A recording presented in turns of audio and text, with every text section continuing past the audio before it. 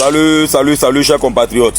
Je salue tout le monde. S'il vous plaît, suivez cette vidéo jusqu'à la fin. Je vais aller en français pour que le maximum de personnes puissent l'entendre. Je vous dis, cette vidéo, je la fais en toute connaissance de cause. Et je vais aller direct, je vais être cru dans la vidéo pour que les messages arrivent à ceux qui doivent les entendre. Il y a un certain temps, nous avons commencé à manifester sur les réseaux pour dénoncer ce qui ne va pas dans notre pays. Et après, nous avons mis du mou. Parce que nous voulons voir si tout ce que nous avons dit, il y aura un peu de changement. Mais il semble que les choses ne vont pas changer au Togo. Vous voyez le journaliste que j'ai mis en haut? C'est un journaliste qui est allé dans un coin du pays, qui a vu la souffrance des femmes, comment les femmes souffraient pour traverser, je ne sais même pas, je vais appeler ça rigole ou bien quoi là, ou bien fausse ou bien quoi là, comment les femmes souffrent pour aller chercher de l'eau. Et ce journaliste d'investigation fait une vidéo qu'il poste, un reportage qu'il poste, afin d'alerter les autorités par rapport à la situation déplorable dans laquelle vivent nos mamans. Et à cause de ça, je vous dis qu'à cause de ça, actuellement, on est en train de menacer ce gars. Et ça doit changer. Cette vidéo, je m'adresse directement au PCM. Je m'adresse directement à Faure Gnassingbé. Parce qu'avec tout ce que vous nous avez dit, malgré tout ce que vous nous avez dit, malgré tous les changements que vous avez opérés là, nous savons que vous êtes toujours le numéro 1 du Togo. Alors, monsieur Faure Gnassingbé, je vais être clair avec vous aujourd'hui.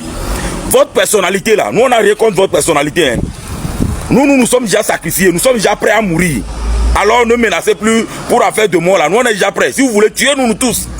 Tuez-nous tous et vous allez gouverner les animaux. Cette vidéo c'est pour vous, monsieur Faure Gnassingbé. C'est vous, nous allons toujours attaquer. Parce que c'est vous qui tolérez à ceux qui sont à côté de vous là. C'est vous qui les tolérez, c'est vous qui permettez à ce que les gens se prennent pour Dieu. On dirait qu'au Togo, la loi est là seulement pour les pauvres et pas pour les riches. Normalement, ces gens de journalistes là devaient être vos amis. Ces journalistes comme ça, vous devez bien les traiter parce que c'est eux qui sont vos yeux sur le terrain, monsieur Faure Gnassingbé. C'est ces gens de journalistes là, leur reportage là, c'est ça qui va vous permettre de voir. Est-ce que celui-ci il a pris l'argent, tel ministre a pris telle somme, tel député a pris telle somme qui va faire cette route là. Est-ce qu'il a fait? C'est grâce à ces gens de journalistes que vous allez voir. Si les gens qui vous entourent, qui viennent vous tromper dans le bureau, qu'on a fait ça là. C'est grâce à ces journalistes que vous allez voir s'ils ont détourné l'argent ou bien s'ils ont vraiment travaillé. Mais voilà, vous permettez que les gens, un groupuscule d'individus dans ce pays, continuent pas à menacer les gens. Tous ceux qui veulent dire la vérité sont menacés. Tant qu'il y a un problème, on dénonce, on est menacé. Ça, c'est quoi ça? Hein, monsieur le président, monsieur Faure Gnassingbé, vous avez fréquenté aux États-Unis, non? Vous avez fait des gros pays, des grands pays, vous avez vu des trucs. Quand vous êtes venu en 2005, nous on était enthousiastes. On pensait que vous incarnez le changement, vous incarnez la jeunesse. Malheureusement, vous êtes venu au pouvoir pour vous-même être pire que votre papa. Je vous le dis clairement. Si sous vous, en 2026, on va continuer par menacer les journalistes d'investigation, mais c'est grave. Ça veut dire que les gens se croient tout permis. On leur donne l'argent, s'ils veulent, ils ne font pas les travaux. Si quelqu'un parle, ils vont le menacer, ils vont le tuer, ils vont l'arrêter, le président ne va rien dire. Ça c'est quoi ça? C'est dans quel pays on est? Moi je vous le dis clairement. Votre personnalité, nous n'avons rien à foutre avec votre personnalité. On n'a rien contre vous, votre personnalité individuellement. Vous, monsieur Faure Gnassingbé, là, nous on n'a rien contre vous. Mais c'est la gouvernance. La manière dont vous dirigez le pays, la manière dont vous le laissez aller qu'il y a là. Il y a le laisser aller pour certaines personnes, ils sont libres de faire ce qu'ils veulent. Et pour d'autres, dès qu'on fait une petite erreur, oh la loi s'applique. Nous les pauvres là, quand on fait une petite erreur, ou bien comme je suis en train de réclamer comme ça là, quand nous réclamons, la loi s'applique. La loi s'applique en même temps. Mais quand les gens détournent les milliards de notre pays, on n'a pas le droit de parler. Arrêtez d'intimider les gens. Arrêtez d'intimider les gens. Laissez ce journaliste tranquille. Je fais cette vidéo pour que le monde entier soit au courant. Si quelque chose arrive à ce journaliste, c'est encore le gouvernement criminel, le régime criminel du Togo qui a tué ce journaliste. À bon attendeur, salut. Ciao, ciao. Nous attendons tous notre mort. Vous allez tous nous tuer avant d'être libres. Ça, c'est quoi ça? C'est quel pays ça? Changez. Changez.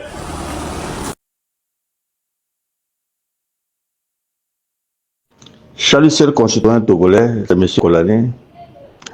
Ce matin, l'actualité oblige. L'actualité oblige. Et nous sommes obligés d'être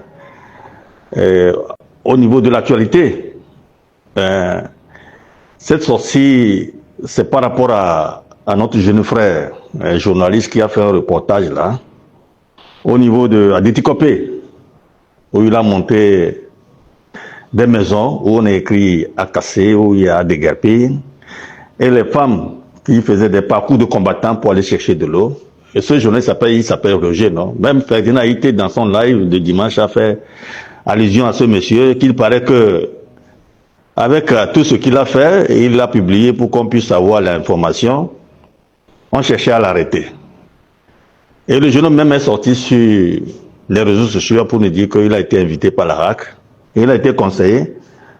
Dans leur profession, c'est toujours dans la profession qu'on peut fauter. Hein? Donc peut-être qu'il a fauté quelque part et on leur redressé, voici comment tu pouvais procéder. Mais ma sortie, c'est ces menaces-là, que ce jeune homme-là, hein, qui sort ouvertement pour nous dire qu'il est menacé.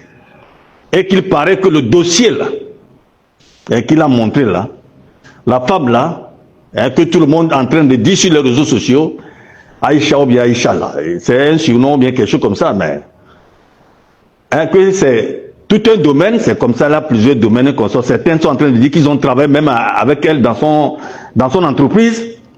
Et quand tu fautes dans l'entreprise, mais c'est les corps habillés qui arrivent.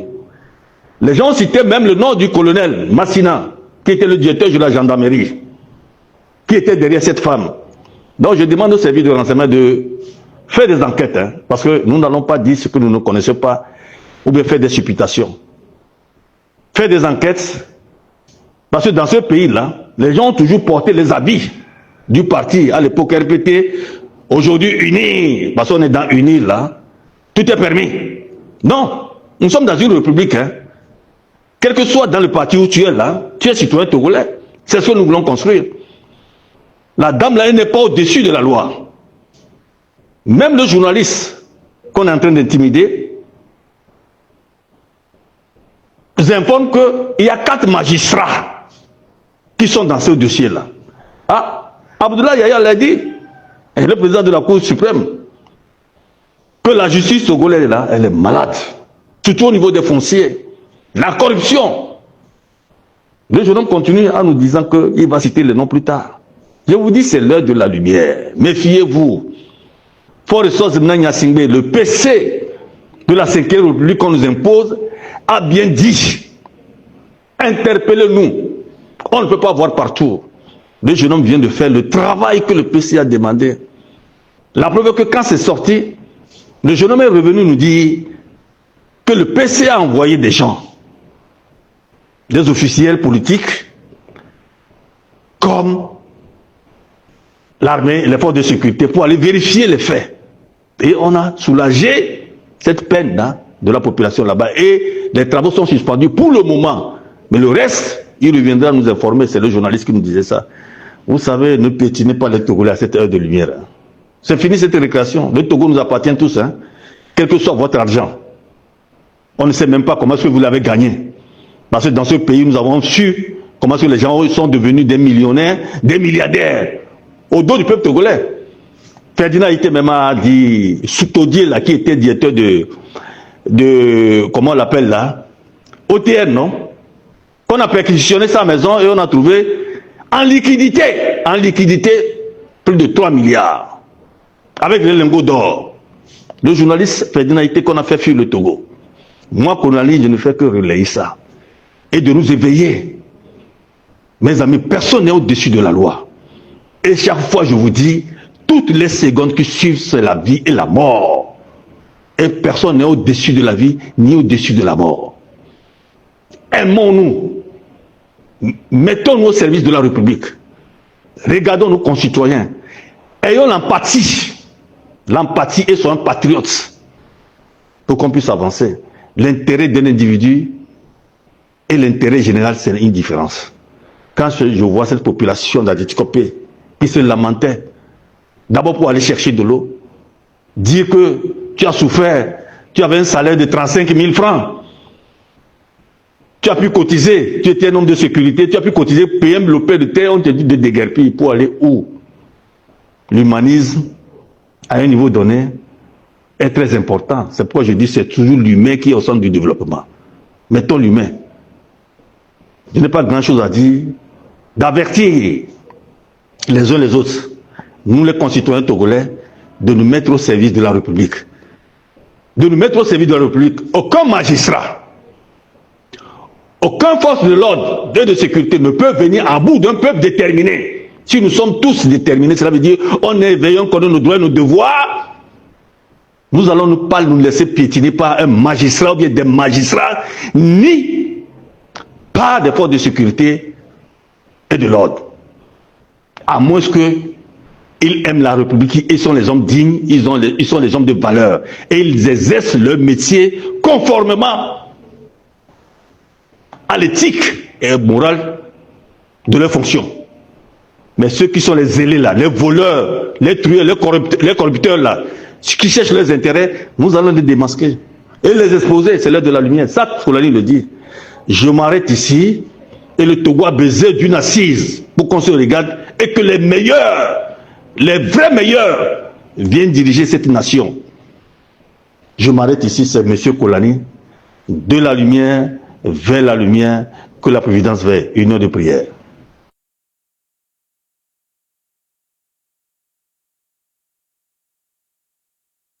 Salut, chers concitoyens togolais, c'est M. Kolani. Ce matin, l'actualité oblige. L'actualité oblige. Et nous sommes obligés d'être au niveau de l'actualité. Cette sortie, c'est par rapport à notre jeune frère, un journaliste qui a fait un reportage là, au niveau de Adétikopé, où il a monté des maisons où on a écrit à casser, où il y a des guerpilles, et les femmes qui faisaient des parcours de combattants pour aller chercher de l'eau. Et ce journaliste s'appelle Roger, non? Même Ferdinand Haïté, dans son live de dimanche, a fait allusion à ce monsieur, qu'il paraît que, avec tout ce qu'il a fait, il l'a publié pour qu'on puisse avoir l'information, on cherchait à l'arrêter. Et le jeune homme même est sorti sur les réseaux sociaux pour nous dire qu'il a été invité par la RAC. Il a été conseillé. Dans leur profession, c'est toujours dans la profession qu'on peut fauter. Donc peut-être qu'il a fauté quelque part et on leur redressé, voici comment tu pouvais procéder. Mais ma sortie, c'est ces menaces-là, que ce jeune homme-là, qui sort ouvertement pour nous dire qu'il est menacé. Et qu'il paraît que le dossier là, qu'il a montré là, la femme là, que tout le monde est en train de dire sur les réseaux sociaux, Aïcha ou bien Aïcha là, c'est un surnom ou bien quelque chose comme ça, mais que c'est tout un domaine, c'est comme ça là, plusieurs domaines comme ça. Certains sont en train de dire qu'ils ont travaillé même avec elle dans son entreprise. Et quand tu fautes dans l'entreprise, mais c'est les corps habillés qui arrivent. Les gens citaient même le nom du colonel Massina, qui était le directeur de la gendarmerie, qui était derrière cette femme. Donc je demande au service de renseignement de faire des enquêtes, parce que nous n'allons pas dire ce que nous ne connaissons pas, ou bien faire des supputations. Faire des enquêtes, parce que dans ce pays-là, les gens ont toujours porté les habits du parti, à l'époque RPT, aujourd'hui unis, parce qu'on est dans unis là, tout est permis. Non, nous sommes dans une république, quel que soit dans le parti où tu es là, tu es citoyen togolais. C'est ce que nous voulons construire. La dame là, elle n'est pas au-dessus de la loi. Même le journaliste qu'on est en train d'intimider nous informe qu'il y a 4 magistrats qui sont dans ce dossier-là. Ah, Abdoulaye Yaya l'a dit, le président de la Cour suprême, que la justice togolaise là, elle est malade. Surtout au niveau des fonciers. La corruption. Le jeune homme continue en nous disant qu'il va citer les noms plus tard. Je vous dis, c'est l'heure de la lumière. Méfiez-vous. Le PC de la 5e République qu'on nous impose a bien dit, interpellez-nous. On ne peut pas voir partout. Le jeune homme vient de faire le travail que le PC a demandé. La preuve est que quand c'est sorti, le jeune homme est revenu nous dire que le PC a envoyé des gens, des officiels politiques, comme l'armée et les forces de sécurité, pour aller vérifier les faits. Et on a soulagé cette peine de la population là-bas. Et les travaux sont suspendus pour le moment. Mais le reste, il reviendra nous informer. C'est le journaliste qui nous disait ça. Vous savez, ne piétinez pas les Togolais à cette heure de lumière. C'est fini cette récréation. Le Togo nous appartient tous, quel que soit votre argent. On ne sait même pas comment est-ce que vous l'avez gagné. Parce que dans ce pays, nous avons su Comment est-ce que les gens sont devenus des millionnaires, des milliardaires, au dos du peuple togolais. Ferdinand Itemema dit, Soutodier, là, qui était directeur de comment on l'appelle là, OTN, non? Qu'on a perquisitionné sa maison et on a trouvé en liquidité, plus de 3 milliards, avec les lingots d'or. Le journaliste Ferdinand Ité qu'on a fait fuir le Togo. Moi, Konali, je ne fais que relayer ça. Et de nous éveiller. Mes amis, personne n'est au-dessus de la loi. Et chaque fois, je vous dis, toutes les secondes qui suivent, c'est la vie et la mort. Et personne n'est au-dessus de la vie, ni au-dessus de la mort. Aimons-nous. Mettons-nous au service de la République. Regardons nos concitoyens. Ayons l'empathie. L'empathie et soyons patriotes. Pour qu'on puisse avancer. L'intérêt d'un individu et l'intérêt général, c'est une différence. Quand je vois cette population d'Adétikopé qui se lamentait, d'abord pour aller chercher de l'eau, dire que tu as souffert, tu avais un salaire de 35 000 francs, tu as pu cotiser, tu étais un homme de sécurité, tu as pu cotiser, payer le paix de terre, on te dit de déguerpir pour aller où? L'humanisme, à un niveau donné, est très important. C'est pourquoi je dis que c'est toujours l'humain qui est au centre du développement. Mettons l'humain. Je n'ai pas grand-chose à dire, d'avertir les uns les autres, nous les concitoyens togolais, de nous mettre au service de la République. De nous mettre au service de la République. Aucun magistrat, aucun force de l'ordre et de sécurité ne peut venir à bout d'un peuple déterminé. Si nous sommes tous déterminés, cela veut dire on est éveillés, on connaît nos droits et nos devoirs. Nous allons pas nous laisser piétiner par un magistrat ou bien des magistrats, ni par des forces de sécurité et de l'ordre. À moins qu'ils aiment la République, ils sont les hommes dignes, ils sont les hommes de valeur. Et ils exercent leur métier conformément à l'éthique et morale de leur fonction. Mais ceux qui sont les zélés là, les voleurs, les trueurs, les corrupteurs là, ceux qui cherchent leurs intérêts, nous allons les démasquer et les exposer, c'est l'heure de la lumière. Ça, Kolani le dit. Je m'arrête ici et le Togo a besoin d'une assise pour qu'on se regarde et que les meilleurs, les vrais meilleurs viennent diriger cette nation. Je m'arrête ici, c'est M. Kolani, de la lumière vers la lumière, que la Providence veille. Une heure de prière.